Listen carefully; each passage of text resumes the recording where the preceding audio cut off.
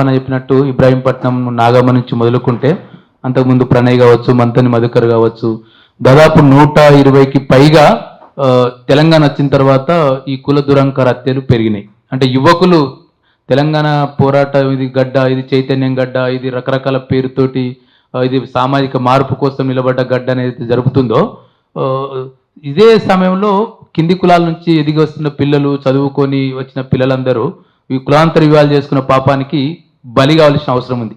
26 జనవరి మొత్తం దేశవ్యాప్తంగా ఒక రిపబ్లిక్ డే జరుపుకున్న సందర్భంలో ఒక తెలంగాణ ఒక దళిత యువకుడు ఒక కృష్ణ హెలెస్ మాలబంటి రక్తంతో రిపబ్లిక్ డే జరిగినట్టు మనం ఇవాళ భావించాల్సిన అవసరం ఉంది.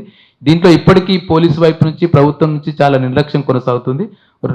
ఒకటి నిందితులను అరెస్ట్ చేశారు, ఒక 6 నిందితులను అరెస్ట్ చేశారు. ఎవరైతే ఈ హత్యకు రెచ్చగొట్టిందో ఆ నాయనమ్మ బుచ్చమ్మను కూడా అరెస్ట్ చేశారు.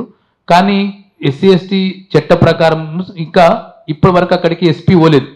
ఎస్పీ అదే టౌన్లో ఉంటాడు, సూర్యాపేట టౌన్లోనే ఎస్పీ ఉంటాడు. ఎస్పీ అక్కడికి వెళ్ళలేదు.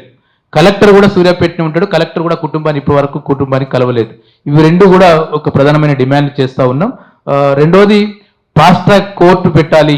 ఫాస్ట్ ట్రాక్ కోర్టు పెట్టి ఈ మొత్తం ఈ కేసును యుద్ధ ప్రాతిపదికన విచారణ చేసి దోషుల్ని కఠినంగా శిక్షించాలి అని చెప్పి ఒక ప్రధానమైన డిమాండ్.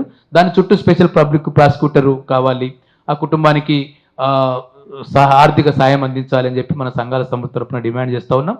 రేపు కూడా ఎస్సీ ఎస్టీ కమిషన్ అక్కడికి వెళ్తా ఉంది, స్టేట్ ఎస్సీ ఎస్టీ కమిషన్. ఇది ఓవరాల్గా ఇప్పటికే డిబిఎఫ్ నేషనల్ ఎస్సీ కమిషన్కు, స్టేట్ ఎస్సీ ఎస్టీ కమిషన్కు రిపోర్ట్ సబ్మిట్ చేసింది. దివాకర్ ఆల్రెడీ హైకోర్టులో కూడా కేసు వేశాడు. రేపు పొద్దున హైకోర్టు బెంచ్ మీదకి రాబోతుంది. ఆ కుటుంబానికి రక్షణ కల్పించాలి, ఈ మొత్తం కేసును యుద్ధ ప్రాతిపదికన పూర్తి చేయాలని చెప్పి కూడా హైకోర్టుకు రేపు బెంచ్ మీద వస్తుంది. దానికి సంబంధించిన కూడా చర్చ జరుగుతుంది.